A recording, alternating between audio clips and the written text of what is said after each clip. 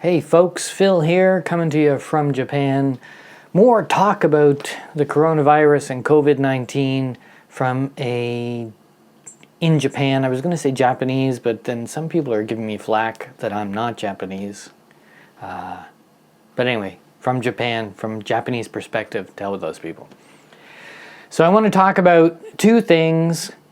Again, the thing that I'm going to talk about, testing, and then I want to just talk about the general stuff that's going on here. It has not gone unnoticed in the world that Japan seems to have an issue with testing.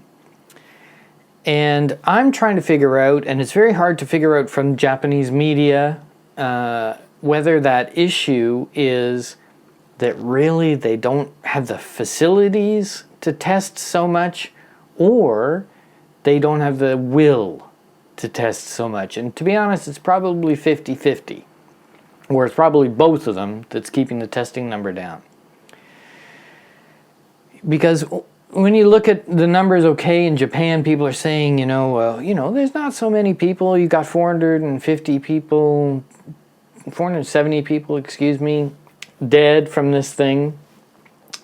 But the number to watch that's going up is the percentage of death, which means that of those people who've tested positive, a while ago, not so long ago, we were under 2%. Now it's over 3% of those people are dying. So that's a little bit alarming. And the reason I think that is that because of the testing, we haven't identified so many people who have the coronavirus, and the people we've identified are quite sick, and so they are more likely to die. And this, again, so we're going to go back and talk about testing. They're making a big deal right now on the news, oh, the numbers are going down, and that, for a few days now in Tokyo, there was a bit of a spike on the 28th, whenever that was, on Tuesday. But other than that, they've had under 50 people a day testing positive in Tokyo, which of course means nothing, because when you're only testing 100 to 150 people a day, it's actually quite alarming that 1 in 3 is testing positive. Now, you could naively extrapolate that out, and then you could say, okay, if they tested all 9 million people in Tokyo, it was 1 in 3 million people could have it. But of course, that's not the case. But they have no idea. I've said this so many times in these videos. They just have no idea how many people have this thing here. And they don't want to know. There's two sides of this coin. One is the medical services side, and the other is public health. From the medical services side, what they are doing is totally fine, to be honest. That why you don't really need to know how many people have it if they're not sick or if they're not causing a strain on the medical system. You can just everybody should just assume they have it, and you should assume that everybody has it and just behave like that. Stay home, try and limit your contact and everything like that, and probably everything will be fine. From a medical point of view, that's true. That's not a bad solution. There's no need to know that 100,000 people over here are asymptomatic and all the rest of this stuff. But from a public health point of view, and certainly from a medical research point of view and all the rest of it, of course you want to know how many people have this. And it's kind of, how do you know when it's safe if you don't test? So you could sit in a room, it's a black box scenario, you could sit in a closed room and say, well, nobody's knocked on the door and said they have it, so I guess there's nobody else who has it. But you don't know that, if you say to the population, forget about it, everything's fine, that a whole bunch of people aren't going to get sick, because of course a percentage of these people who have it will get sick. So that's why you need to know. It's a strange approach, because it kind of indicates that the Japanese government is more interested in the medical system than in public health. Maybe they are. I don't know. So that was the end, we are not under lockdown. And there's this article in the BBC, which is it's a good article, except it starts out with the first question is a wrong question. It's like, why is Japan not in lockdown? That's being asked by numerous times by friends all over the world.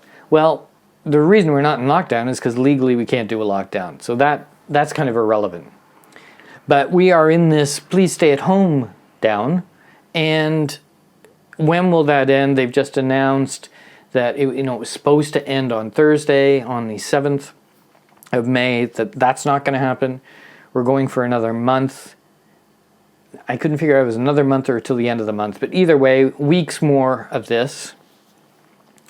And in Parliament yesterday, Prime Minister Abe was asked by another member of Parliament from the opposition, I believe, that they have these guidelines from the European Union that, when it's okay to open up. And Mr. Abe said that he was fully aware of those guidelines from the EU. That also was maybe perhaps a mistake on his part, because one of those guidelines is that you're testing on a large scale and you're seeing the general rates of infection in the population down. If Japan is not going to test, they will never meet those guidelines. So in a month from now, is Mr. Abe going to have to say, we're aware of the European guidelines, like he said yesterday, we're aware of them, but we're just not going to follow them, we're ignoring them? Or he's going to have to turn around and say we can't meet them. So this is a very interesting political choice he made yesterday. Whether he was aware of that choice or not, I don't know. I assume he was, because he's not a stupid guy. So yeah, we have this issue, and I'm hoping that testing will go up. But we're seeing some crazy news reports on the news yesterday. They were talking about how some labs in Tokyo that can perform PCR tests are only processing 50 tests a day, and that there seems to kind of be mass confusion. Nobody knows how to get a test, where to get a test, and that's in Tokyo, where these tests really need to be done. But well, on the other hand, maybe the tests need to be done everywhere else, because we need to know whether we should be concerned. I'm up here in Miyagi Prefecture, and we kind of think that we don't need to be concerned. We have 80 cases, which, a few weeks ago we had 2. But we're not having so many new cases. We seem to be unable to understand where these cases came from. So there's kind of general feeling this is a Tokyo problem. We don't need to worry about it. But because we don't test, we don't know. All right, enough about the testing. The second thing I wanted to talk about was the effect that this is having, quite incredible, on Japanese society. Now, I love living in Japan. One of the things that I love so much about it is this unusual combination of tradition and modernity. And the Japanese, I thought, had really, sussed out how to kind of keep hold of their traditions while melding that with the modern world. But whenever they bump up against something unexpected like this, then things kind of go wrong. And the issue is the school year. In Japan, the traditional year goes from April 1st to March 31st. And that's fiscal year and the school year. So the schools would normally have started at the beginning of April. They couldn't do that this year. So they're talking about, should they change the school year from April to September? 8 years ago, there was a government study here that said, yes, you should change your school year from April to September, because that's the global standard. America, Canada, Europe, China, everybody does September to, starting September. They ignored that report 8 years ago. And now they're saying, okay, maybe we're going to have to do that, because think of the children. The children can't study. And of course, in Japan, if you're a child and you're not studying, then what's wrong with you? So they've got this time here where they're not able to go to school. and they don't know what to do, and they're talking about the knock-on effects, because I'm not a parent, I don't think about these things, but seemingly it's not as simple as just saying, okay, we'll start in September. Teachers are saying, well, who's going to pay us? There's that kind of unusual gap there when they're not really doing anything for 5 months. So what's going to happen there? And then the one I thought was really weird is companies are saying, well, but we hire people to start at the beginning of April because they finished school at the end of March. We're going to have to change when we hire.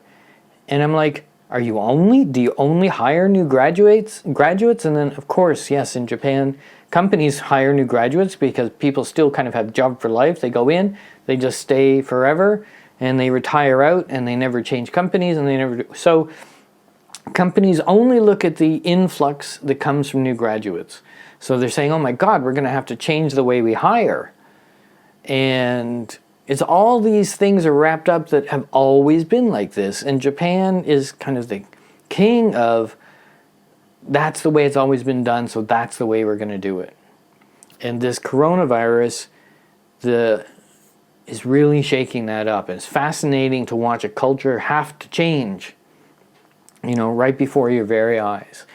So I'm sure there's going to be lots more of that. And speaking of culture changing, where's the emperor? How come the emperor's not going on TV? It was his 1-year anniversary since becoming emperor. And where is he? That's all for now. Rambling a little bit long. See you soon. Stay home. And if you can't stay home, stay away from me. Bye for now.